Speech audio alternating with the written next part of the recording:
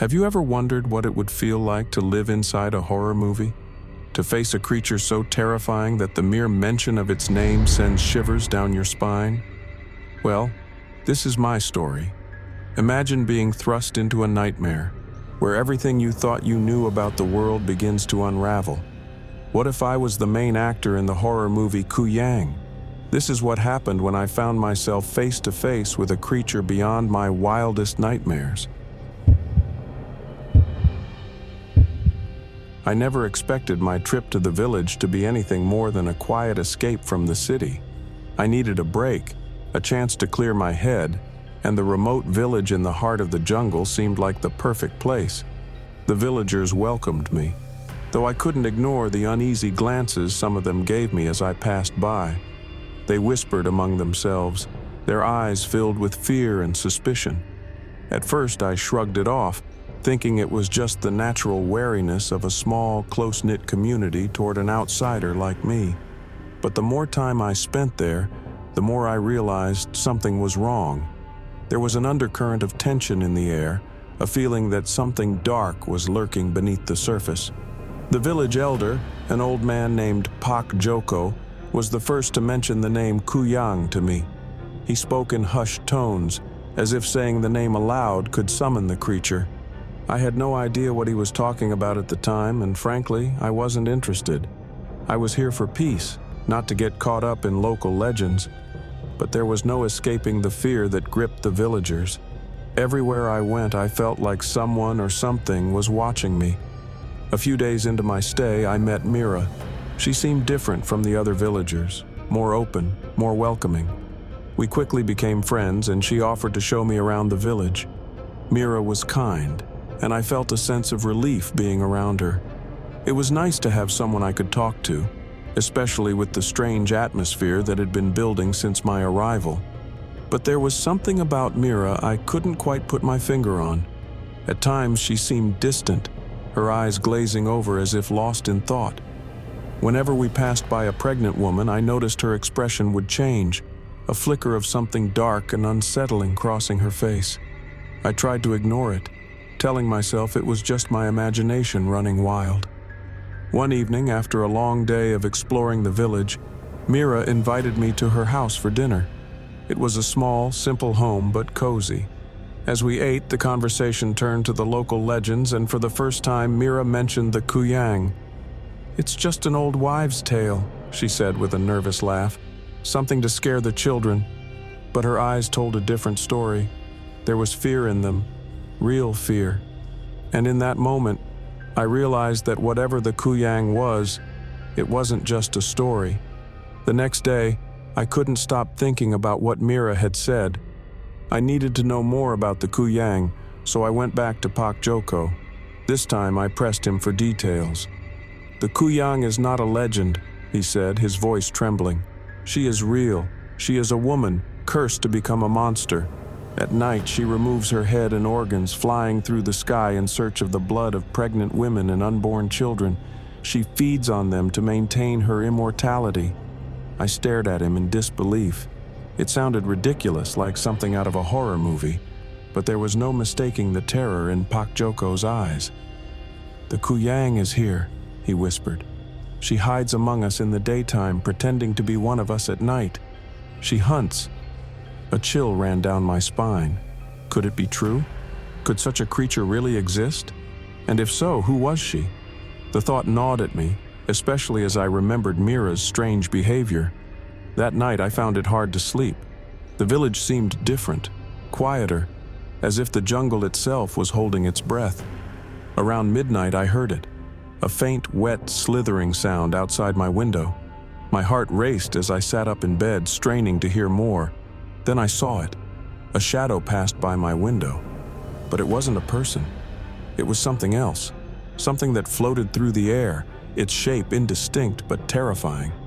I jumped out of bed and ran to the window, peeking through the cracks. What I saw chilled me to my core. A disembodied head, with its internal organs trailing behind it, was hovering just outside, searching. It flew into the darkness before I could scream.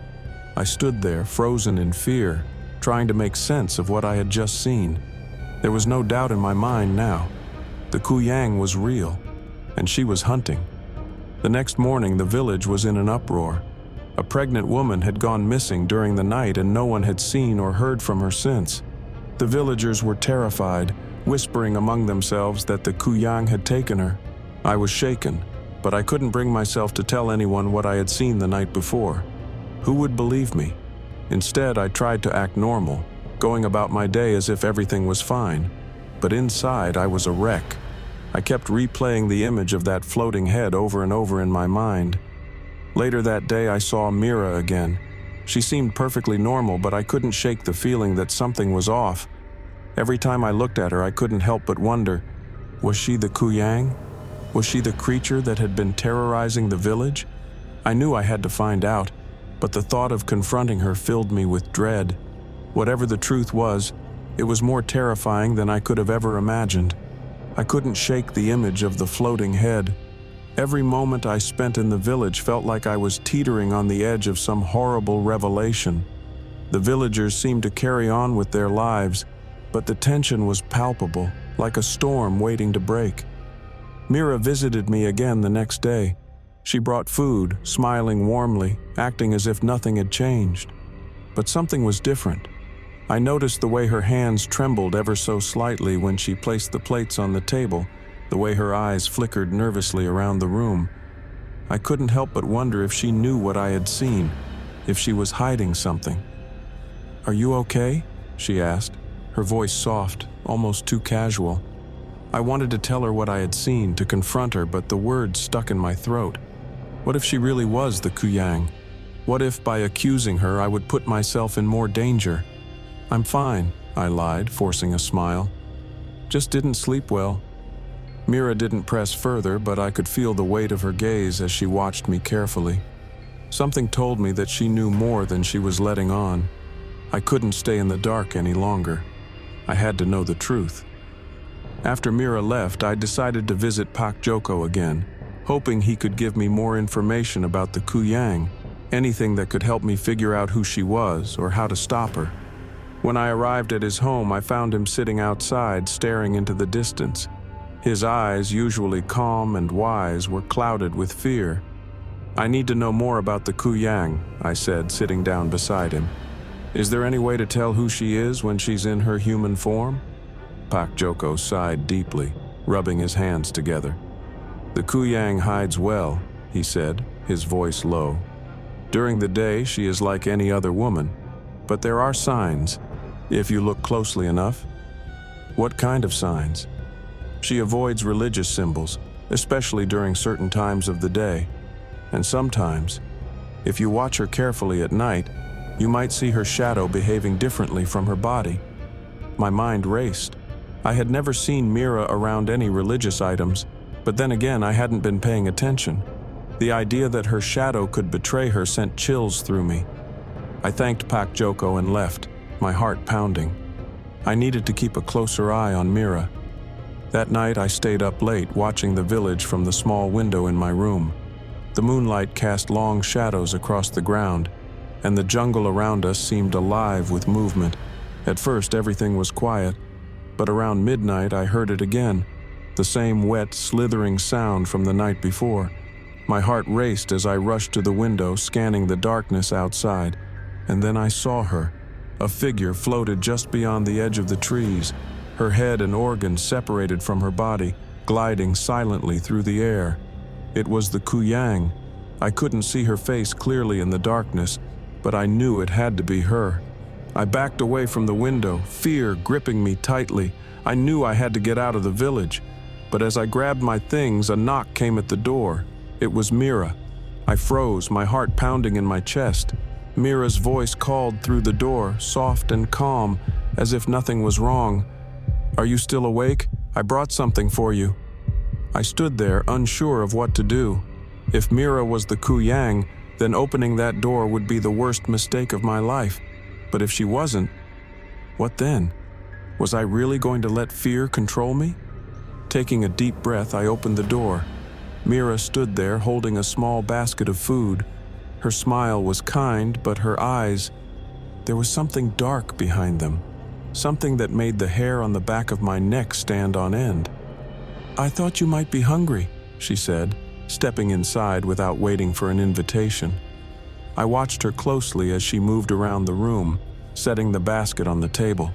Every movement she made seemed deliberate, calculated. My mind raced with everything Pak Joko had told me. The signs. I needed to find them. As Mira spoke about the village, I noticed something out of the corner of my eye. Her shadow. It moved across the floor in time with her, but then, for just a split second, it hesitated. It shifted in a way that wasn't natural, as if it had a mind of its own. My blood ran cold. It all clicked into place. Mira was the Kuyang. I couldn't believe I had been so blind, so trusting. The friendly woman who had welcomed me into the village, who had seemed so kind and caring, was the very monster I had been running from. I tried to keep my composure, but inside I was screaming. How long she'd been watching me, waiting for the right moment. Was I her next victim? "I should probably get some sleep," I said, trying to keep the fear out of my voice. "It's been a long day." Mira smiled, but her eyes were cold. "Of course," she said, stepping toward the door. "But if you ever need anything, you know where to find me." As she left, I locked the door behind her and collapsed onto the bed, my mind racing. There was no more doubt in my mind. Mira was the Kuyang, and I was in more danger than I could have ever imagined. After Mira left, I didn't dare close my eyes. I couldn't. My mind was racing with fear and confusion. Every sound outside my window seemed amplified. The rustling of leaves, the creaking of branches, even the distant howls of animals in the jungle. I felt like I was being watched, hunted. I kept replaying everything I had seen and learned in my head. Mira's shadow had moved on its own. I had seen her standing there, and I was almost certain she was the Kuyang. But what was I supposed to do now? I thought about running, leaving the village altogether, but something told me that no matter where I went, the Kuyang would find me. She had probably already marked me as her next victim. If I tried to escape, I would be dead by morning. The hours dragged on, and just as dawn began to break, I made up my mind. I had to face her. I couldn't live like this, constantly looking over my shoulder, wondering when she would strike. But how? How do you fight a creature like that? I needed to find out more. That morning I returned to Pak Joko's house. He looked surprised to see me, but there was a weariness in his eyes that told me he had been expecting something like this. I wasted no time. "Pak Joko, I think I know who the Kuyang is," I blurted out, still breathless from my walk. "It's Mira." He didn't seem surprised, but his expression grew dark. "I feared as much," he said, nodding slowly. "She has been here for many years. Some say she was cursed long ago, but others believe she chose this life, this darkness." My stomach churned. Mira had been the Kuyang all along, hiding in plain sight.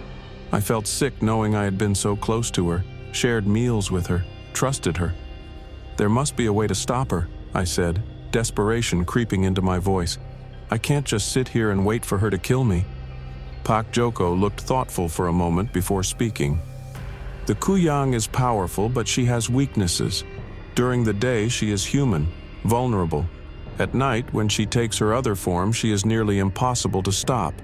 You must confront her during the day when she is least expecting it." His words sent a shiver through me. Confronting Mira meant risking everything, but I knew he was right. If I didn't act soon, I would never get another chance. I spent the rest of the day preparing myself, going over everything Pak Joko had told me. I couldn't just charge in blindly. I needed a plan, a way to confront Mira without her suspecting anything. I gathered what little supplies I could find. Some talismans Pak Joko had given me, a knife, and a small mirror that he said could reveal a Kuyang's true form. I didn't know how much help any of it would be, but it was all I had. As nightfall approached, I felt my heart pounding in my chest. Every minute that passed brought me closer to the moment I would have to face Mira. I knew she would come for me eventually, but I couldn't wait for her to make the first move. I decided to go to her house. As I walked through the village, the sky darkened, casting long shadows across the ground. I could feel my legs shaking beneath me, but I forced myself to keep going. I had to do this. There was no turning back now.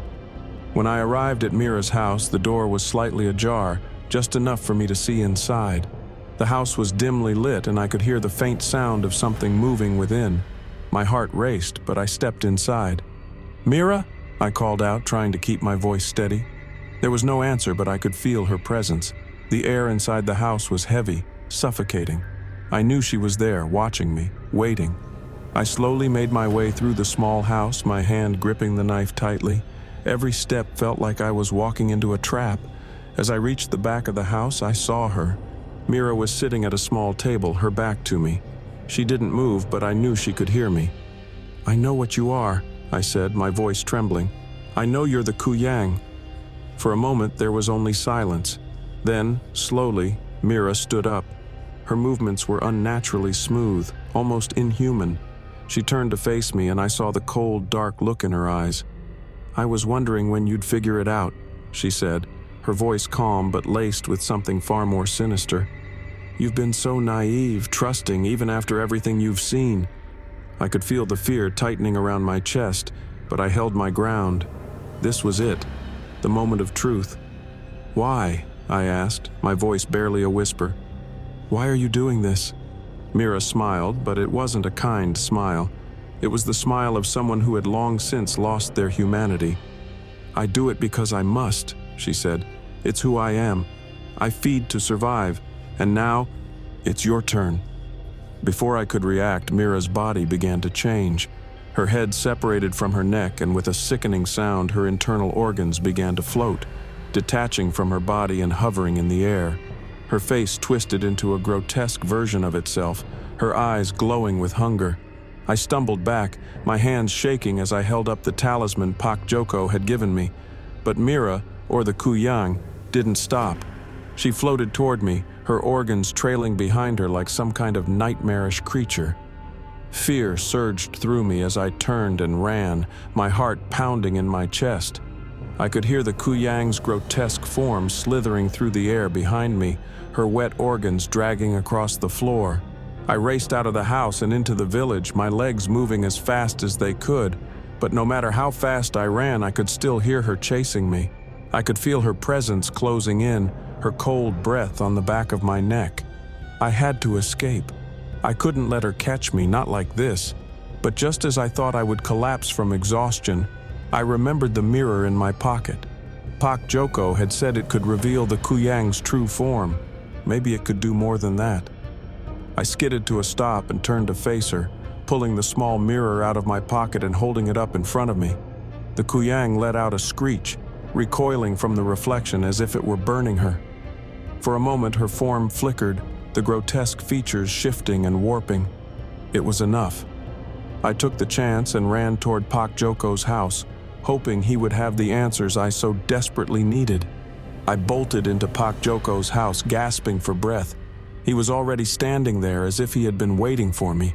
His face was grim, and there was a sadness in his eyes that told me he knew what was coming. "She knows," I panted. "She knows I figured out who she is. I saw her transform." Pak Joko nodded solemnly, but his expression didn't change. "Then it's worse than I feared. Once she knows you're aware, there's no going back. She will hunt you until she gets what she wants." I swallowed hard, my mind racing. "But there has to be something we can do. You said she has weaknesses. There must be a way to stop her." "There is," he said, walking over to a small chest in the corner of the room. He opened it and pulled out a bundle wrapped in old cloth. "This is the only thing that can stop a Kuyang for good, but it's dangerous. If you don't use it properly, she'll become more powerful." He unwrapped the cloth, revealing a small, intricately carved dagger. It was unlike any blade I had ever seen. Its hilt was adorned with ancient symbols, and the blade itself seemed to shimmer in the dim light of the room. "This dagger," Pak Joko explained, "must be used when the Kuyang is in her human form. It's the only time she is vulnerable. You must drive it straight into her heart. But be warned, if she senses what you are trying to do, she will kill you before you get the chance." I felt a chill run down my spine. The thought of confronting Mira, knowing that I would have to kill her, terrified me. But there was no other way. If I didn't act, she would kill me first. I took the dagger from Pak Joko's hands, feeling its weight in my palm. It was heavy, not just physically but emotionally. The thought of using it against someone who had once seemed so kind was almost too much to bear. But then I remembered what Mira truly was, a monster hiding behind a human face. I couldn't afford to hesitate. "What happens if I don't stop her in time?" I asked. Pak Joko's expression darkened. "The Kuyang will grow stronger, and she will become unstoppable. She has fed off this village for years, but if she takes you, she will gain even more power. The village, perhaps even the entire region, could fall to her curse." The gravity of the situation hit me like a punch in the gut. I wasn't just fighting for my own life anymore, I was fighting for everyone in the village. "I'll do it," I said, my voice firm. "But how do I lure her out in her human form?" Pak Joko looked thoughtful for a moment before answering.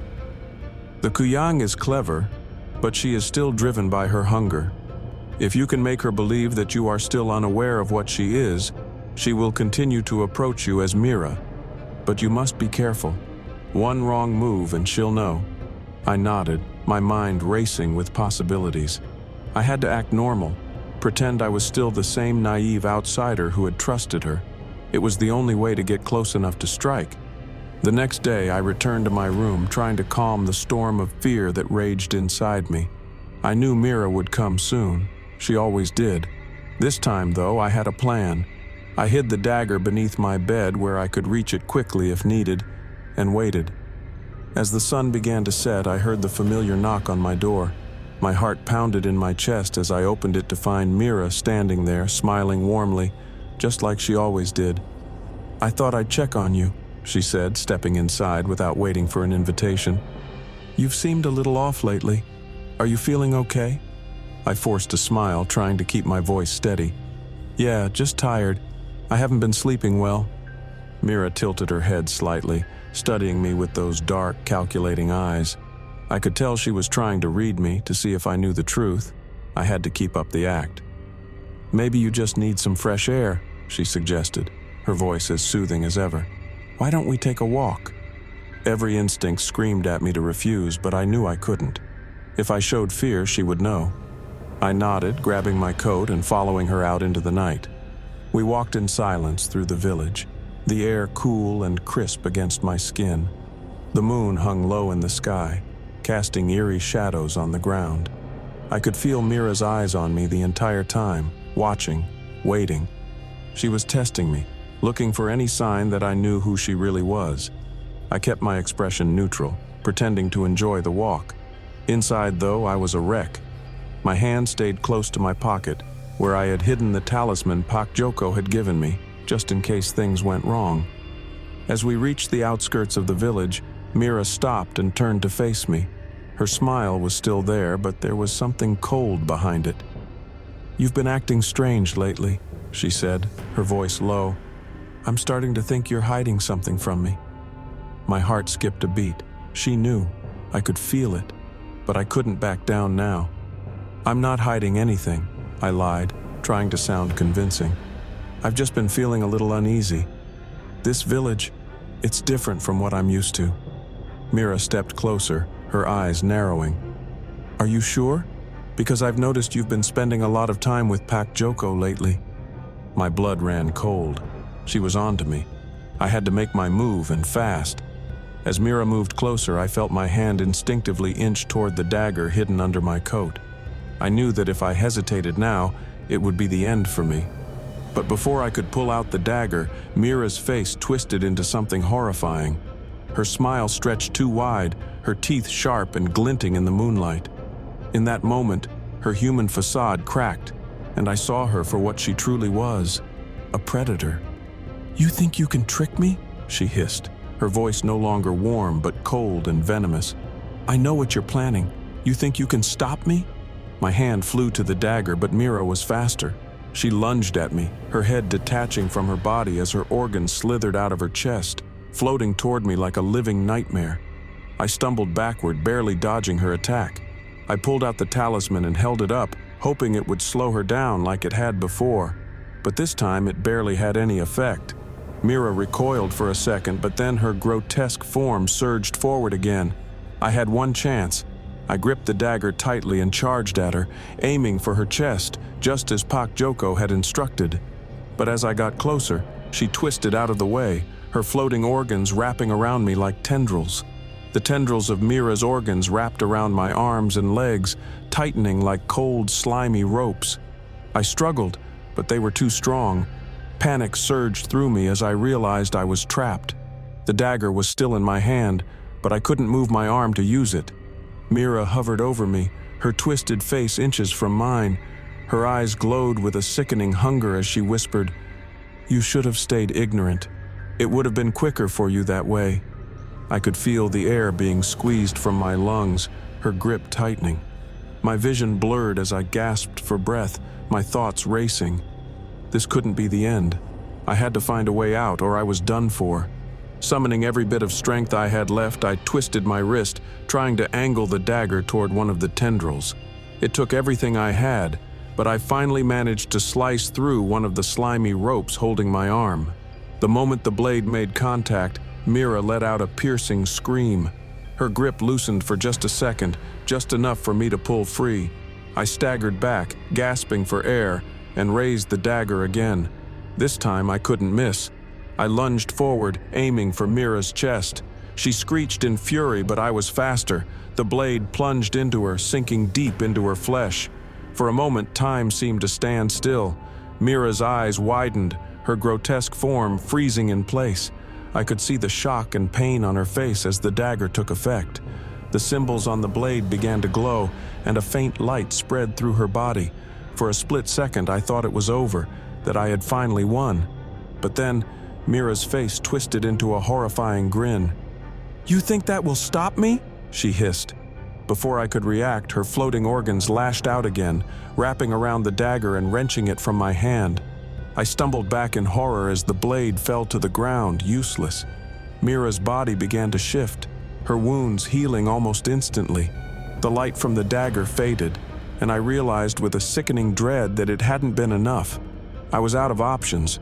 The dagger, my one chance to stop her, lay on the ground, and Mira was still very much alive. I had to think fast or I wouldn't survive the night. Mira floated toward me, her organs slithering and twisting around her like some kind of grotesque halo. "I told you," she said, her voice low and filled with malice. "You can't stop me." Desperation clawed at my chest, but then I remembered something Pak Joko had said. The dagger had to be used when the Kuyang was in her human form. Mira had already transformed, so of course it didn't work. I had to make her change back. But how? How could I force her back into her human form when she was fully unleashed? My mind raced, trying to come up with a solution, but nothing made sense. All I knew was that I had to stall her, keep her from killing me long enough to figure something out. Then it hit me. The mirror. Pak Joko had mentioned that the mirror could reveal a Kuyang's true form. Maybe it could do more than that. Maybe it could force her back into her human state. I frantically searched my pockets for the small mirror, my hands shaking with fear. Mira floated closer, her eyes glowing with hunger, ready to strike. I found the mirror just in time and held it up, angling it toward her. The effect was immediate. Mira let out a blood-curdling scream, recoiling from the reflection. Her body flickered, her grotesque form shifting as if it were being pulled in two directions at once. For a moment, I thought it wasn't going to work. But then, slowly, Mira's organs began to retract, slithering back into her body. Her head reattached itself and the glowing eyes faded. In a matter of seconds, she was human again, vulnerable. This was my chance, my one shot. With Mira back in her human form, I scrambled to grab the dagger from the ground. My hands were shaking, but I knew I couldn't hesitate. This was the moment Pak Joko had prepared me for. Mira, still disoriented from the mirror's power, staggered back, her eyes wide with fury and confusion. She tried to lunge at me, but her movements were sluggish now, human. She was no longer the unstoppable monster she had been moments before. I didn't give her a chance to recover. I charged at her, the dagger raised high. She saw it coming, but it was too late. I drove the blade straight into her heart. Mira's eyes widened in shock. For a moment, there was only silence. Then, slowly, her body began to disintegrate. The symbols on the dagger glowed once more, brighter this time as the Kuyang's power was stripped away. Mira let out one final scream, a scream filled with rage, pain, and something that sounded almost like sorrow. And then, she was gone. Her body dissolved into ash and the night went still. I stood there, breathing hard, the dagger still clutched in my hand. It was over. The Kuyang was dead. I had done it. But as the adrenaline faded, a deep sense of exhaustion washed over me. I stumbled back, collapsing onto the ground. My entire body ached and my mind was spinning with everything that had happened. Pak Joko appeared a few moments later, his expression grim but relieved. He helped me to my feet, offering me a reassuring pat on the shoulder. "You did it," he said quietly. "The village is safe now." But as I looked out over the quiet streets, I couldn't shake the feeling that something wasn't right. Yes, the Kuyang was gone, but the weight of what I had done lingered. I had killed someone, even if she had been a monster. And that was something I would have to live with for the rest of my life. Pak Joko led me back to his house, but my thoughts were miles away. Even though the Kuyang was gone, the weight of everything that had happened pressed down on me like a stone. I had survived, but at what cost? As we walked through the village, people peeked out from their homes. They didn't know the full story, but they could sense that something had changed. The fear that had gripped the village for so long seemed to have lifted, but I didn't feel the same relief they did. When we reached Pak Joko's house, he made tea and sat across from me, studying my face. "You did what had to be done," he said quietly. I nodded, but I couldn't meet his eyes. "I killed her," I whispered.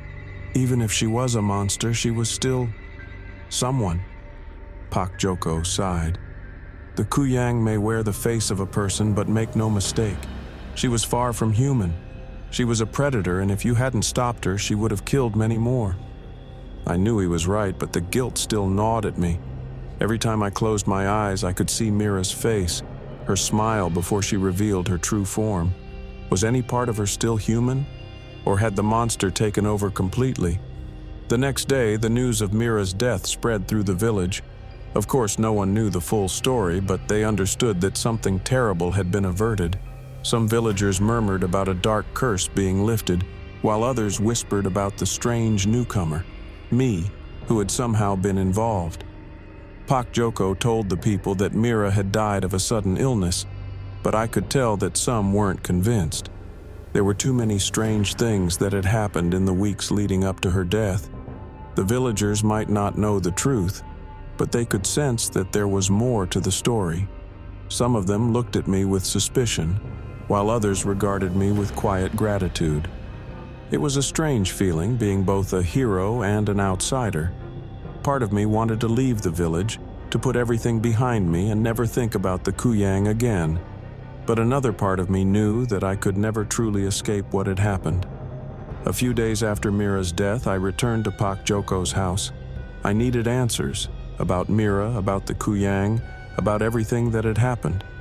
"Pak Joko," I said, sitting down across from him, "you said that Mira had been feeding on the village for years. How did no one notice? How did she keep it hidden for so long?" Pak Joko sighed, leaning back in his chair. "The Kuyang is a master of deception. She blends in, pretends to be just like everyone else.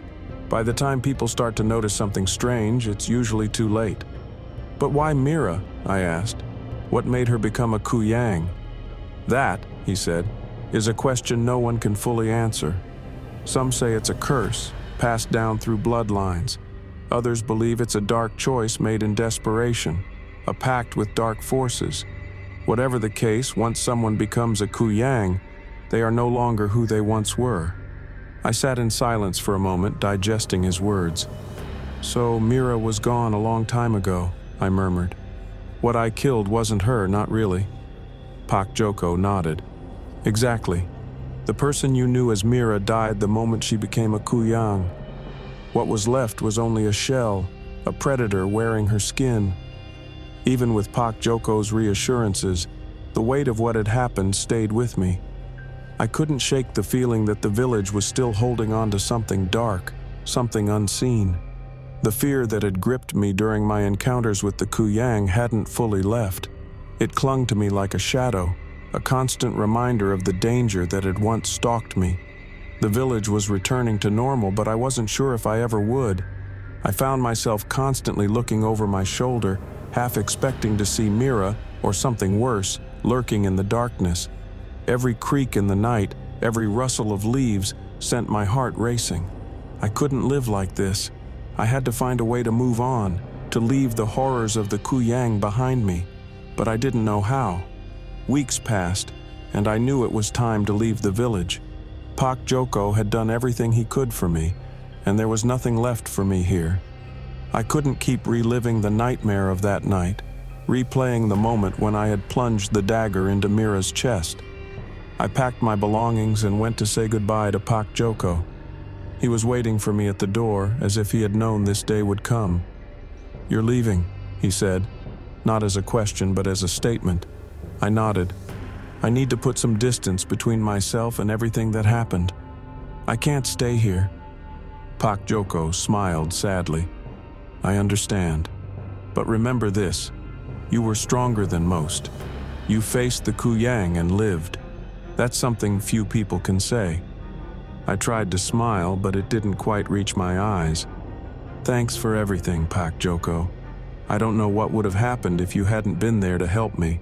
He placed a hand on my shoulder. "You did what needed to be done. Don't carry that weight alone." As I left the village, I couldn't help but glance back one last time. The small, quiet village seemed so peaceful, so normal. But I knew the truth. Darkness had lurked in those streets for years, and it had only been by chance that I had survived. I didn't know what the future held for me, but I was determined to move forward. The memories of Mira, of the Kuyang, would always be with me, but I couldn't let them define me. I had to find a way to rebuild, to live again. As I walked down the dusty road, the village fading into the distance, I took a deep breath and let it out slowly. The nightmare was over. But as the sun set behind the distant hills, casting long shadows across the road, I couldn't help but wonder, was it really over? Or had the Kuyang's curse left a mark on me that I couldn't see? After leaving the village, I thought the nightmares would stop. I believed the distance between me and the Kuyang's resting place would be enough to give me peace. But as I settled in a small town far from Pak Joko's village, the nights became more restless. Every time I closed my eyes, I was back in that dark, shadowy forest. Mira's twisted face hovered in front of me, her organs slithering around her. I would jolt awake, drenched in sweat, heart racing. It felt as if the Kuyang's presence lingered, following me wherever I went. No matter how much I told myself it was over, that I had won, my mind refused to believe it. The fear had burrowed deep into my soul. I spent my days jumping at every small noise, and my nights in a constant battle with sleep.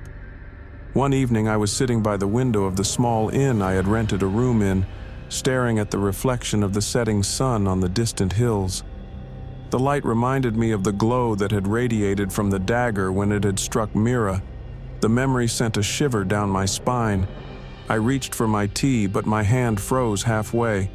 In the mirror across the room, I thought I saw a flicker of movement, something dark, something wrong. My breath caught in my throat as I turned to look, but the room was empty. I forced myself to breathe, telling myself it was just my imagination. But when I looked back at the mirror, the same flicker was there again, just for a split second. I stared at my reflection, unease crawling over my skin. Something wasn't right. It felt as though the shadows in the room were alive, stretching toward me. Was it possible? Could Mira's curse still be clinging to me? Could it have followed me here? That night, the nightmares were worse than ever. I dreamt of being back in the village, wandering through the dark streets. But in the dream, it wasn't just Mira who was after me. It felt like the entire village was watching, their eyes glowing with hunger, just like the Kuyang. I woke up gasping for air, my chest tight with fear. The room was still and quiet, but my heart was pounding as if I had just escaped from something. My eyes darted around, searching the shadows, and that's when I heard it. A faint whisper. It was so soft I wasn't sure if I had imagined it. But as I strained to listen, it came again, a low, rasping voice calling my name. "I'm still here." My blood ran cold. I leapt out of bed, stumbling over my own feet in my rush to turn on the light. The room was flooded with brightness, but there was nothing there. No sign of the whisper, no sign of anyone or anything. Just me, standing in the middle of the room, shaking. But I knew what I had heard, and it wasn't over. Not yet. The next day I decided to return to Pak Joko's village. I had hoped that leaving would help me escape whatever darkness had attached itself to me, but it seemed that wasn't enough. I needed answers, and the only place I could think to find them was back where it had all started. The journey felt longer than before, as if the village itself was retreating from me, trying to stay hidden. When I finally arrived, the atmosphere had changed. The villagers no longer looked at me with suspicion or gratitude. Instead, they seemed wary, their eyes shadowed with unease. I made my way to Pak Joko's house, my mind racing with questions. Had the Kuyang really been defeated, or had something gone wrong during our final encounter? When I knocked on the door, it swung open almost immediately. Pak Joko stood there, his face lined with concern. "I was expecting you," he said quietly, as if he already knew why I had come. Pak Joko invited me in, and I wasted no time explaining everything. The nightmares, the whispers, the feeling that the Kuyang was still with me. He listened intently, nodding as I spoke, his face growing more serious with each passing minute. When I finished, he leaned back in his chair and sighed deeply. "I had hoped this wouldn't happen," he said, his voice heavy with regret. "But it seems the Kuyang's power was stronger than we anticipated." "What do you mean?" I asked, dread pooling in my stomach. "The Kuyang you fought, Mira, wasn't the only one," Pak Joko said slowly. "The Kuyang is a curse, a dark force that can latch onto anyone who has been touched by its evil. By killing Mira, you may have freed the village, but in doing so, you've made yourself a target." I felt a chill run through me. "So, it's after me now?" Pak Joko nodded grimly. "It's drawn to you. The curse wants to survive, and it will try to take you next." I was silent for a long time, trying to process what Pak Joko had just said. The Kuyang wasn't gone. It had simply shifted its focus, and now I was its prey. "What can I do?" I asked, my voice barely above a whisper. "How do I stop it?" Pak Joko stood up and crossed the room, retrieving a small wooden box from a shelf. He opened it carefully, revealing a talisman, a small, intricately carved figure made of dark wood. "This may help," he said, holding it out to me. I took the talisman, feeling the cool, smooth surface against my skin. "What is it?" "It's a protective charm," Pak Joko explained. "It won't defeat the Kuyang, but it may keep it at bay long enough for us to find a solution." "Find a solution?" I echoed. "What do you mean?" "We need to break the curse once and for all," Pak Joko said, his eyes narrowing. "And that means confronting the Kuyang head-on." With Pak Joko's talisman in hand, I felt a glimmer of hope amidst my fear. We needed to find a way to break the curse, but where to start? Pak Joko's knowledge of ancient rituals and folklore would be our best guide, but time was running short. We spent the day researching old texts and scrolls Pak Joko had collected over the years. The more we read, the more I realized how deep and complex the Kuyang's curse was. It wasn't just a matter of confronting the monster. It involved unraveling dark magic that had entwined itself with human lives for generations. As night fell, Pak Joko and I pored over an ancient manuscript. The pages were filled with old symbols and diagrams, describing rituals that were both cryptic and frightening. One thing became clear: confronting the Kuyang directly wasn't going to be enough. We had to understand and counteract the curse's origins. Pak Joko pointed to a section in the manuscript. This describes a ritual that can sever the connection between the Kuyang and its host. But it's risky. It requires a significant amount of spiritual energy and a deep understanding of the curse. "What do we need?" I asked, trying to keep the tremor out of my voice. Pak Joko's face was grim. "We need to perform the ritual at the place where the curse originated, the village's old shrine. But we have to be careful.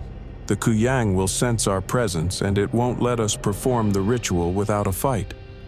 The shrine was a forgotten place on the edge of the village, hidden among dense trees and overgrown foliage.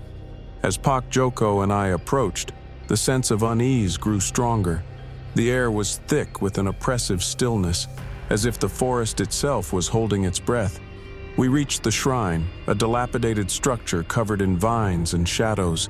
The once sacred place now seemed eerie and abandoned. Pak Joko and I set up the ritual items, candles, incense, and the protective talisman. As we began to prepare, the feeling of being watched intensified. Every rustle of leaves, every snap of a twig set my nerves on edge.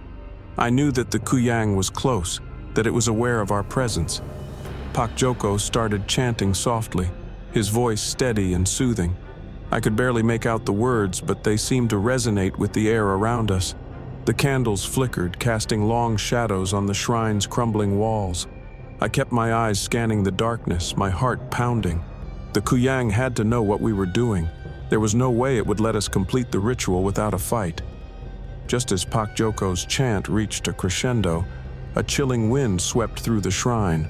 The candles flickered wildly, and the shadows on the walls seemed to writhe and twist. Then, out of the darkness, Mira appeared, or rather what was left of her. Her form was even more monstrous than before, her twisted body writhing with the ghostly remnants of her previous shape. "Did you really think you could defeat me so easily?" she hissed, her voice echoing with malice. Pak Joko continued to chant, his face set in concentration, but I could see the strain in his eyes. The Kuyang was powerful, and the ritual was pushing him to his limits. Mira's tendrils reached out, attempting to snatch away the ritual components. I grabbed the talisman and held it high, trying to use its power to fend her off, but the Kuyang was relentless, her dark magic clashing with the protective energies of the talisman. The shrine seemed to come alive with a dark energy, the walls shaking and the ground trembling. I could feel the oppressive weight of the Kuyang's presence, pressing in on us from all sides. Pak Joko's chanting grew louder, more desperate. I could see the strain on his face, sweat dripping down his forehead. The Kuyang's attacks were relentless, her tendrils whipping through the air and crashing into the shrine's walls. I fought to keep my focus, trying to shield Pak Joko from the Kuyang's onslaught. Every time Mira's tendrils came near, I would swing the talisman in her direction, hoping to drive her back. But it was a losing battle. The Kuyang's power was too strong. Pak Joko's voice faltered for a moment, and I could see the ritual's effect weakening. "Keep her away," he shouted, his voice strained. "I need more time." I nodded, my heart pounding as I continued to fend off Mira's attacks. The Kuyang's twisted form seemed to grow more powerful, her rage intensifying as the ritual progressed. The air was thick with dark energy, and I could feel the weight of the curse pressing down on me. Despite the chaos, I saw a glimmer of hope. Pak Joko's chanting had taken on a new rhythm, a stronger force that seemed to push back against Mira's power. The talisman's light grew brighter, its protective aura expanding. I used this moment to press forward, fighting off Mira's tendrils with renewed determination. The ritual was almost complete, and I had to hold on just a little longer. With a final, desperate effort, Pak Joko's chant reached a powerful climax. The candles flared up, their flames turning into bright, purifying light. The darkness around us began to recede, and Mira's form started to disintegrate, her twisted features fading into nothingness. Mira's form continued to waver, her monstrous body breaking apart under the intense light of the ritual. Her screams filled the air, a mixture of fury and anguish. She tried to lash out one last time, but her tendrils were growing weaker, dissolving into the light. Pak Joko's chanting reached a final thunderous crescendo. The entire shrine was illuminated by a blinding light, and the oppressive darkness that had haunted us for so long was driven back. Mira's screams became a distant echo, fading away as her power was stripped from her. As the light began to dim, the shrine fell silent. Mira was gone, her presence completely erased. I collapsed to the ground, exhausted and trembling, but I felt a deep sense of relief. The curse had been broken, and the Kuyang was finally defeated. Pak Joko slumped beside me, his face pale but victorious. "It's over," he said quietly, his voice filled with exhaustion. I nodded, barely able to speak. "We did it." With the Kuyang finally defeated, the village began to return to normal. The air felt lighter. The darkness that had plagued it for so long had lifted. I knew that the village would start healing, slowly but surely. Pak Joko and I left the shrine. The weight of the curse finally lifted. The village seemed to welcome us back with cautious relief. They were grateful, though they still didn't know the full story. They only knew that the darkness was gone, and that was enough for them. I decided to stay in the village for a while, helping with the rebuilding and healing process. I felt a sense of purpose, of belonging, even though the shadows of the past would always linger. Life in the village was beginning to settle. The nights were quieter, the air less oppressive. I continued to help Pak Joko with the rituals and ceremonies that would ensure the village remained safe from any lingering dark forces. The memories of the Kuyang and the battle at the shrine were still fresh in my mind, but I was learning to live with them. The nightmares had lessened, and I found solace in the routine of daily life. Every once in a while, I would catch a glimpse of something strange, an echo of darkness, a fleeting shadow. But I was no longer afraid. I had faced the Kuyang and survived, and I knew that I had the strength to face whatever came next. One evening, a traveler arrived in the village. He was a young man dressed in dark, ornate robes, and he carried an air of mystery about him. The villagers welcomed him with curiosity, but I couldn't shake the feeling that he was somehow connected to the darkness we had fought. The traveler asked to speak with Pak Joko and me privately. When we met with him, he revealed that he was a scholar of ancient curses and dark magic. He had heard of the Kuyang's defeat and had come to learn more about it. "There are whispers of a new darkness," he said, his voice grave. "Something that might be even more dangerous than what you faced." Pak Joko and I exchanged worried glances. "What do you mean?" I asked. "The Kuyang was only one piece of a larger puzzle," the traveler said. "There are other forces, other curses that might be connected. I've come to offer my help to ensure that your village remains safe." With the traveler's help, we began to study the new threats he had mentioned. We delved into ancient texts and rituals, preparing ourselves for any new dangers that might arise. The village continued to recover, and I felt a renewed sense of purpose. The days passed, and the sense of foreboding that had once loomed over us began to fade. The village was thriving, and I was finding my place among its people. The darkness of the past was giving way to the promise of a brighter future. Pak Joko, the traveler, and I formed a close team, working together to protect the village and ensure its safety. We knew that new challenges lay ahead, but we were ready to face them. As I looked out over the village one last time, I felt a profound sense of peace. The battle with the Kuyang had been long and hard, but we had emerged victorious. The village was healing, and the darkness that had once gripped us was fading away. I had faced my fears, confronted the Kuyang, and lived to tell the tale. The scars would remain, but they were reminders of the strength I had found within myself. I was no longer defined by the darkness I had fought. Instead, I was shaped by the light that had guided me through. The village was safe for now, and as the sun set over the horizon, I felt a renewed sense of hope. The future was uncertain, but I was ready to face it, whatever came my way. And for the first time in a long time, I felt ready to embrace it with open arms. The nightmare was over and a new chapter was beginning.